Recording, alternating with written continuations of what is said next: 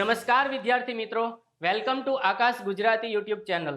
રસાયણ વિજ્ઞાનની અંદર આજથી આપણે સ્કોર બૂસ્ટર એમસીક્યુ સિરીઝ ચાલુ કરીશું કે જેમાં આપણે એવા એમસીક્યુ સોલ્વ કરીશું કે જે જેઈ, નીટ, ગુજકેટ અને બોર્ડ એક્ઝામની અંદર વારંવાર પૂછાય છે.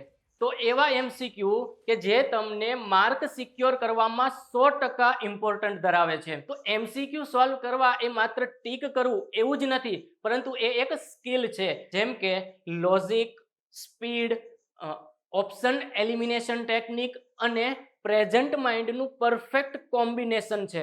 જેમ કે ડિફિકલ્ટ કોઈ એમસીક્યુ નથી હોતા, પરંતુ ડિફિકલ્ટ આપણો એપ્રોચ હોય છે.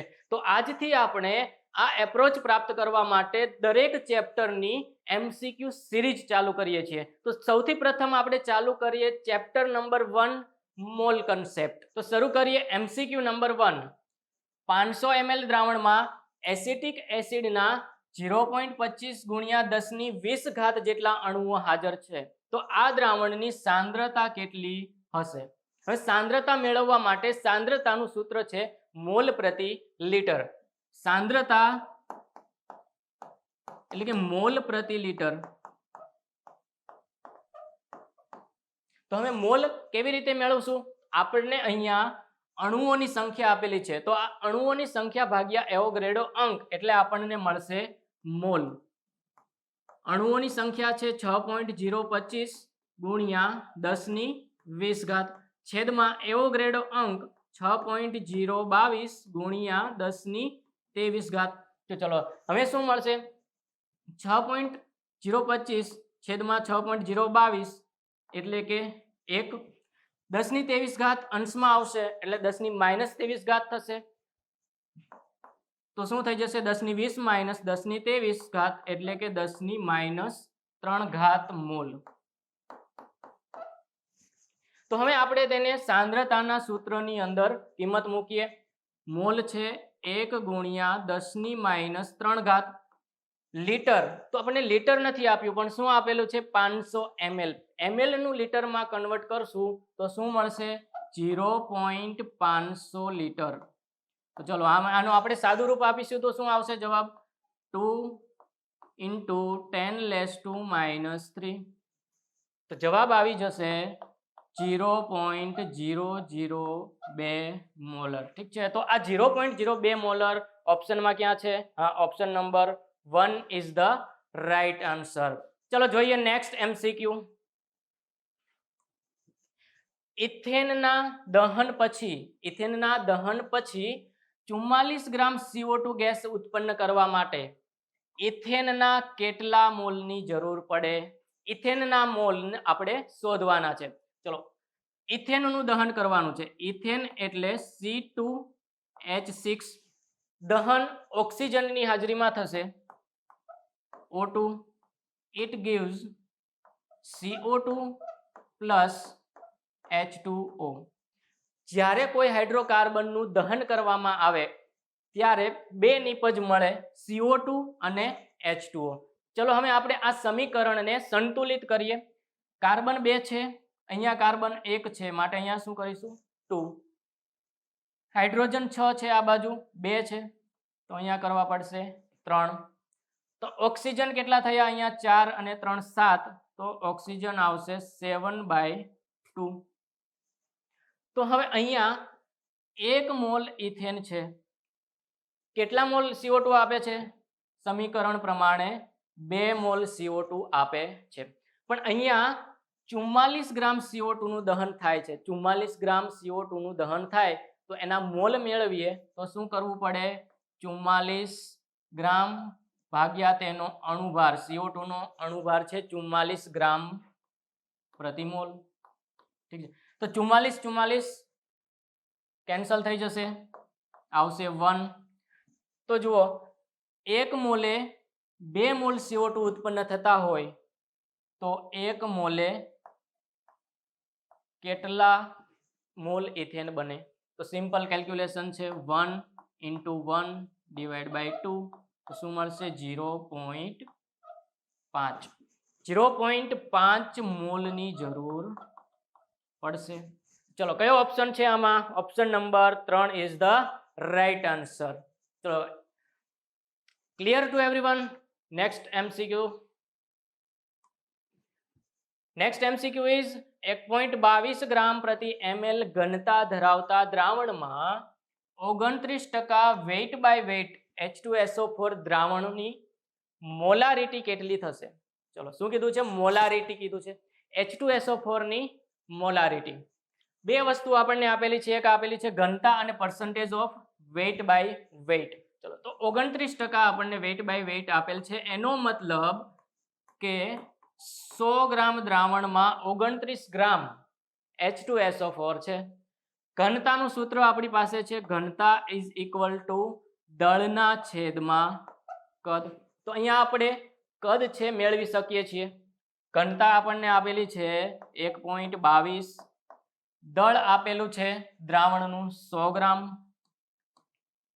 છેદમાં કદ આપણે મેળવવાનું છે. તો આપણે કદને સૂત્રનું કરતા બનાવીશું તો શું થશે? 100 ગ્રામ છેદમાં 1.22 ગ્રામ પ્રતિ ml. 100 ના છેદમાં 1.22 શું આવશે જવાબમાં? ચલો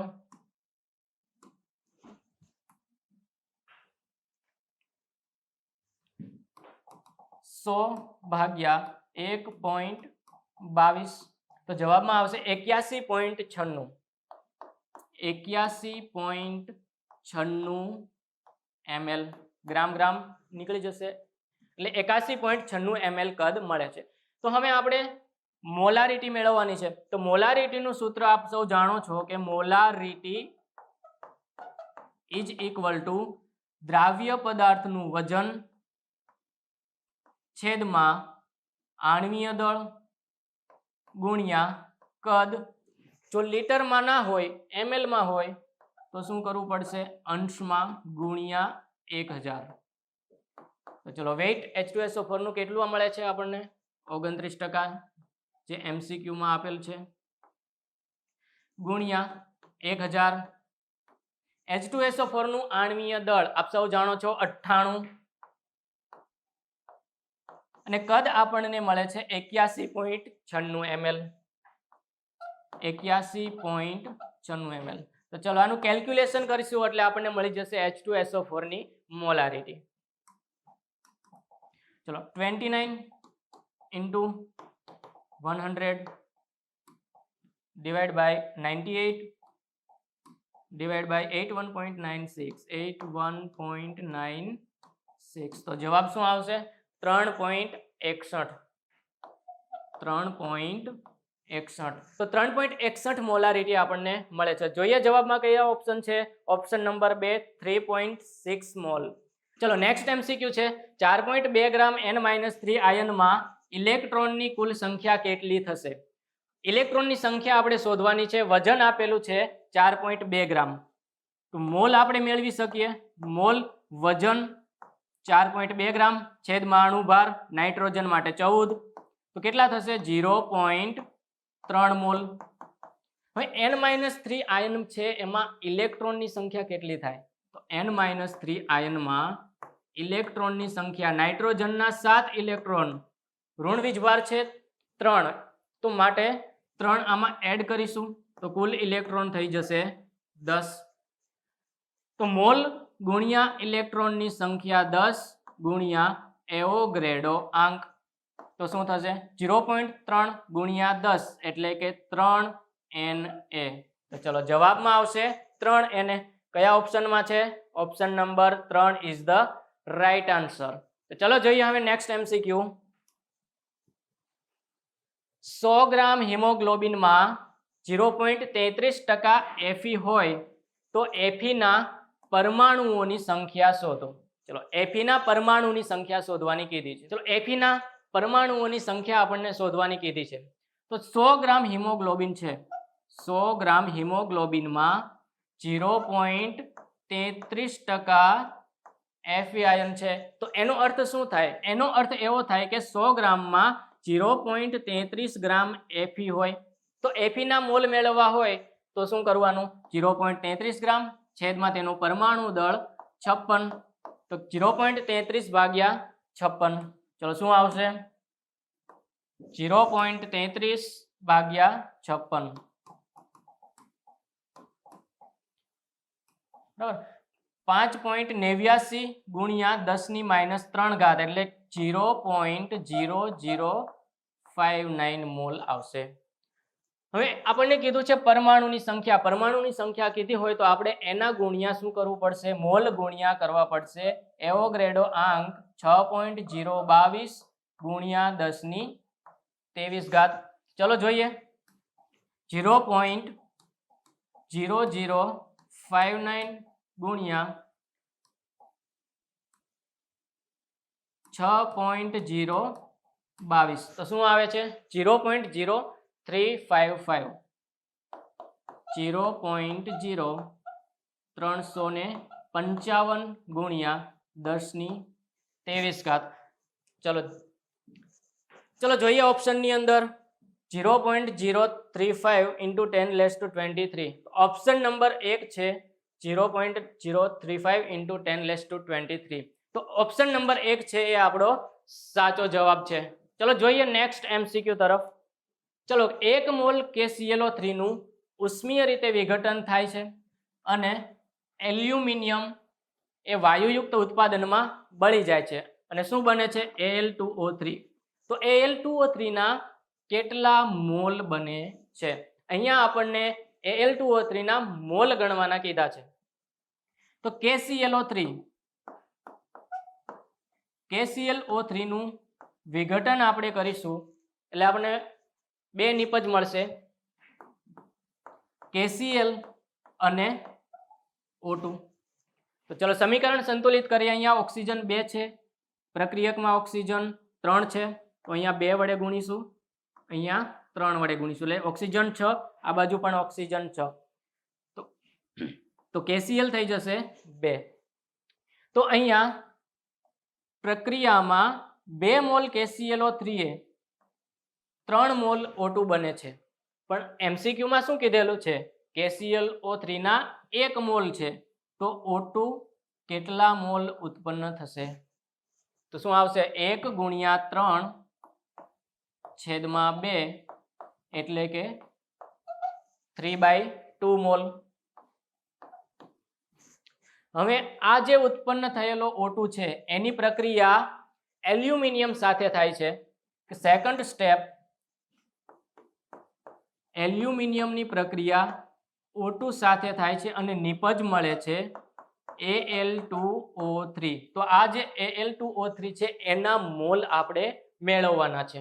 ચલો સમીકરણ સંતુલિત કરીએ. અહીંયા 2 ઓક્સિજન છે, અહીંયા 3, તો માટે અહીંયા 2 આવશે, આ બાજુ 3 આવશે, તો એલ્યુમિનિયમ થઈ ગયા 4. તો હવે જોઈએ અહીંયા તમે જોશો તો 3 મોલ O2 છે અને નિપજમાં 2 મોલ Al2O3 બનાવે છે. પણ ઓક્સિજન કેટલા મોલ મળે છે આપણને? 3/2 મોલ.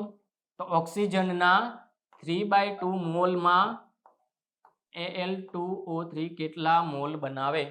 તો ચલો આપણે ગુણાકાર કરીએ. 3/2 ગુણ્યા 2 ભાગ્યા 3. તો આ 3 ઉડી જાય, 3 2 કેન્સલ થઈ જશે, આ 3 કેન્સલ થઈ જશે, તો જવાબમાં આવશે 1 મોલ. તો આ Al2O3 ના મોલ છે એ 1 મોલ નિપજ બને છે. તો ચલો જોઈએ કયો આન્સર સાચો છે. Option number 1 mall. તો ક્લિયર છે બધાને? ચલો જોઈએ નેક્સ્ટ MCQ ઉપર. ધારો કે A અને B મળીને 2 પ્રકારના સંયોજનો બનાવે છે, B2A3 અને B2A. શું કીધું છે? હવે 0.05 મોલ B2A3 નું વજન 9 ગ્રામ છે અને 0.1 મોલ B2A નું વજન 10 ગ્રામ છે. તો A અને B ના પરમાણ્વીય વજન ક્રમશઃ શું થશે? એટલે અહીંયા આપણને A અને B ના પરમાણ્વીય દળ, પરમાણ્વીય વજન આપણે શોધવાનું છે.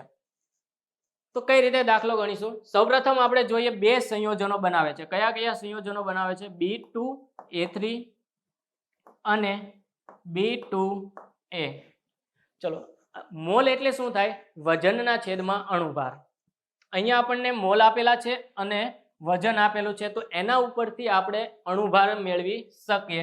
સૌથી પહેલા જોઈએ B2A3 માટે, બરાબર, વજન છેદમાં અણુભાર.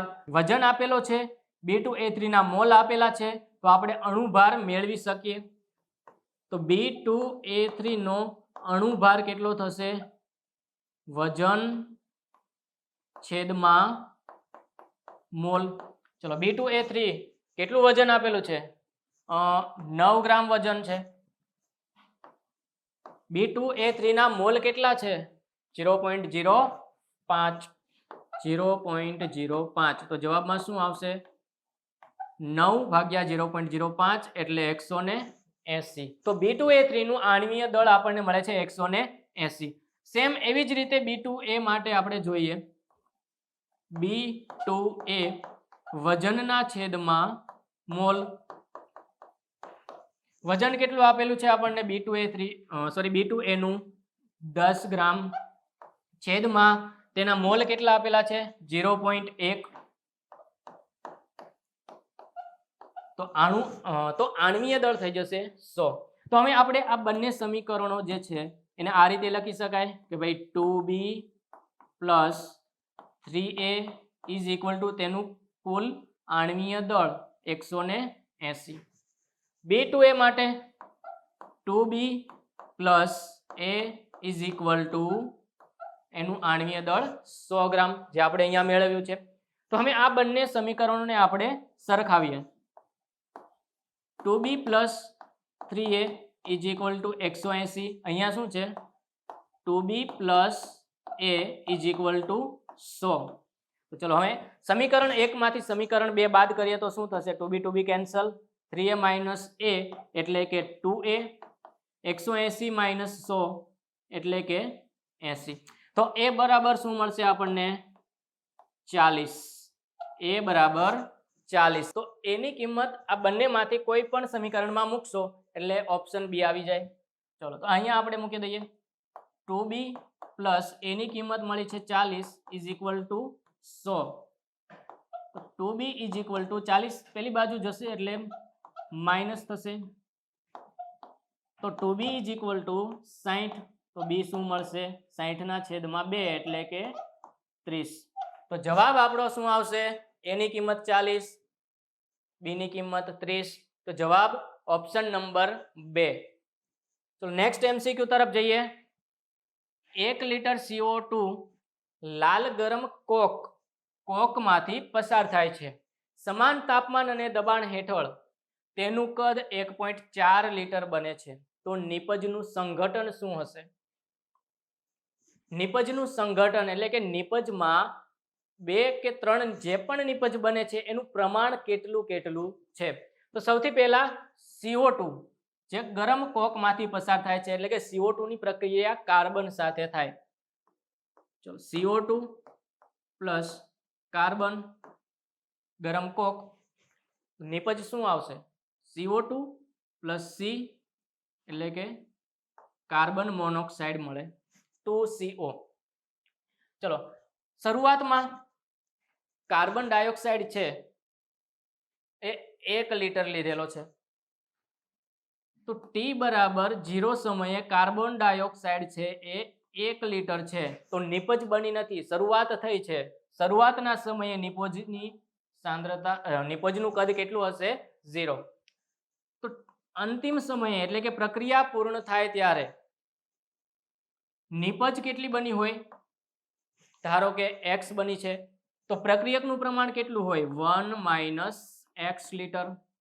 બરાબર ને? X લીટર નિપજ બની તો શરૂઆતનું કદ 1 લીટર હતું, અંતિમ નિપજ X બને છે તો 1 માઇનસ X લીટર.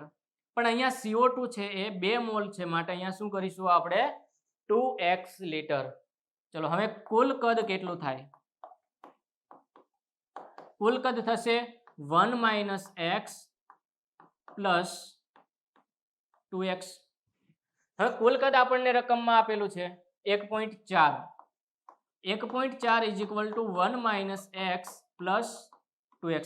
2X માંથી 1X બાદ કરીશું એટલે શું આવશે? 1.4 is equal to 1 plus X. તો X ને આપણે કરતા બનાવીએ તો શું મળી જશે? X is equal to 1.4 minus 1 is equal to 0.4. તો X ની કિંમત આપણને મળે છે 0.4. તો ચલો CO2 માટે આપણે જોઈએ. CO2 માટે કેટલા લીટર છે? 1 - x લીટર, એટલે કે 1 - x લીટર. ઠીક છે, તો 1 - x કેટલા મળ્યા આપણને? 0.4. તો કેટલા આવશે અહીંયા? 0.6 લીટર CO2 વાયુ મળશે. તો ચલો 0.6 ક્યાં છે? અહીંયા ઓપ્શન નંબર 3. બરાબર, તો ડાયરેક્ટલી આપણને મળી જાય, ખબર પડી જશે કે 0.6 લીટર CO2. તો હવે CO કેટલું મળશે? તો CO ઇઝ ઇક્વલ ટુ શું થશે? Carbon monoxide is equal to 2x 2 ગુણ્યા 0.4, તો કેટલું મળશે? 0.8. CO2 નું કદ છે 0.6, CO નું કદ છે 0.8. તો ઓપ્શન નંબર 3 એ આપણો સાચો જવાબ છે. ચલો, ક્લિયર છે એવરીવન? ચલો જોઈએ નેક્સ્ટ MCQ ઉપર. સ્ફટિકમય ક્ષાર Na2SO4 × XH2O ગરમ કરવાથી તેનું 55.9% દળ ગુમાવે છે. તો એ શું કીધું છે? નિર્જળ બને છે અને સ્ફટિકમય ક્ષારનું સૂત્ર કયું છે? આ સ્ફટિકમય ક્ષાર જે આપણને આપેલો છે તેનું સૂત્ર કયું છે? એનો મતલબ ક્ષારનું સૂત્ર તો આપેલું છે Na2SO4 × XH2O. બરાબર, તો x ની કિંમત આપણે અહીંયા શોધવાની છે. તો એના માટે આપણે શું કરીશું? ચલો, સૌથી પહેલા આ Na2SO4 × XH2O છે, જેને આપણે ગરમ કરીશું તો નિર્જળીકરણ બનશે, પાણી એમાંથી ગુમાવી દેશે. પાણી કેટલું આપેલું છે? 55.9%. તો અહીંયા કેટલા ટકા આપેલા છે? 55.9% ઇઝ ઇક્વલ ટુ જે તે ઘટકનું દળ. આપણે કયું ઘટક મેળવવાનો છે? H2O. તો H2O નું આણ્વીય દળ કેટલું છે? 18 × x. બરાબર ને? x as it is H2O નું આણ્વીય દળ 18. તો Na2SO4 × XH2O કુલ આણ્વીય દળ કેટલું થશે? સોડિયમ 2 છે માટે 23 × 2 એટલે કે 46. સલ્ફરનું 32, ઓક્સિજન 4 છે માટે 64. તો કેટલા થશે?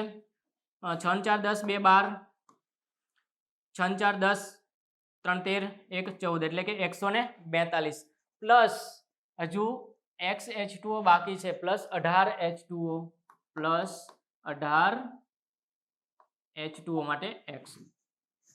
તો છેદમાં શું આવશે? 142 પ્લસ 18x. બરાબર, આપણને પર્સન્ટેજ હતા માટે શું કરવું પડશે? અહીંયા 100 વડે ગુણવા પડશે. તો ચલો જોઈએ. 55.9 ગુણ્યા 142 plus 18x is equal to 18x ગુણ્યા 100 એટલે કે 1800x. તો ચલો હવે આપણે એને સાદું રૂપ આપીએ.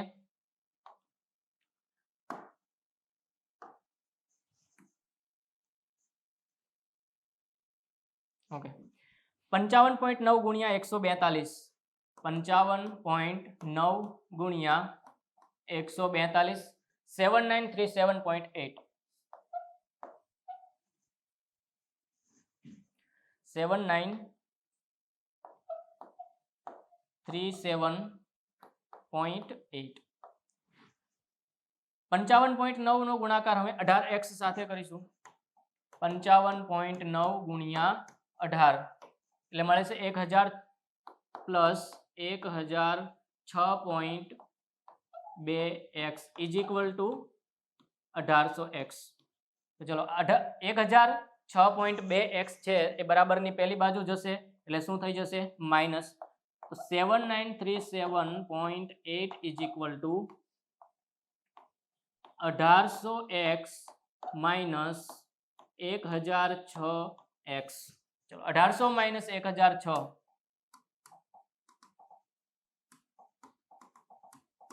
શું મળે છે? 794x is equal to 700 sorry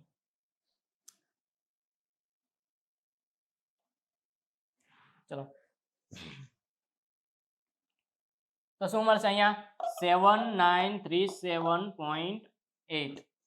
તો x ની કિંમત આપણને શું મળશે? x ઇઝ ઇક્વલ ટુ 7937 7937 ના છેદમાં 794 એટલે એપ્રોક્સિમેટલી કેટલું મળશે 10. તો x ની કિંમત કેટલી મળે છે 10. તો x ની કિંમત 10 મળે છે તો H2O કેટલા હોવા જોઈએ 10. કયો ઓપ્શન સાચો બનશે? Option number 4 is the right answer. Na2SO4 into 10H2O. So clear છે એવરીવન? ચલો ક્લિયર ટુ એવરીવન. ચલો હવે નેક્સ્ટ MCQ તરફ જઈએ. 3 મોલાલિટી ધરાવતા NaOH ના દ્રાવણમાં દ્રાવકના મોલ અંશ શોધો. મોલ અંશ એટલે શું? કોઈ પણ ઘટકના મોલ અંશ મેળવવા હોય તો તે ઘટકના મોલ છેદમાં કુલ મોલ. તો આપણને NaOH ના જલીય દ્રાવણ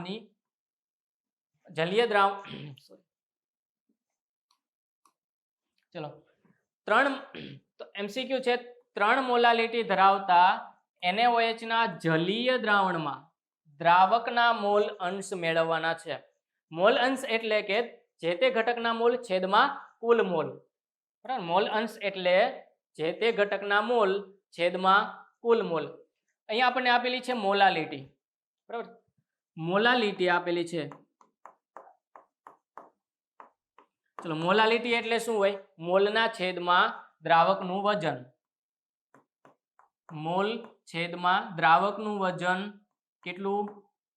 1 kg હોય. મોલાલિટી છે માટે kg માં હોય.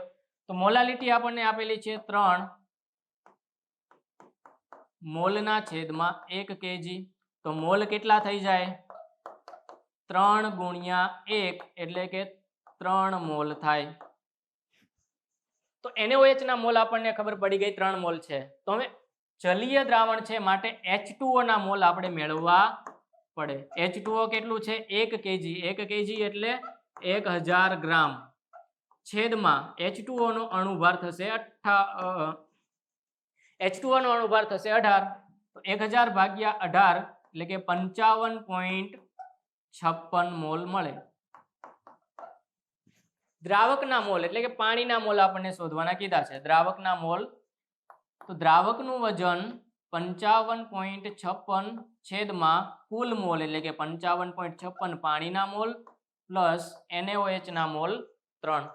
તો જોઈએ હવે 55.56 ના છેદમાં 55 પ્લસ 3 એટલે કે 58.56. ચલો કરો કેલ્ક્યુલેશન. શું આવશે જવાબમાં? શું આવે? 55.56 ભાગ્યા 58.56. તો જવાબ આવશે 0.94. બરાબર, 0.94. Option number 4 0.95 is the right answer. તો જલીય દ્રાવણમાં દ્રાવકના મોલ અંશ કેટલા થશે? 0.95.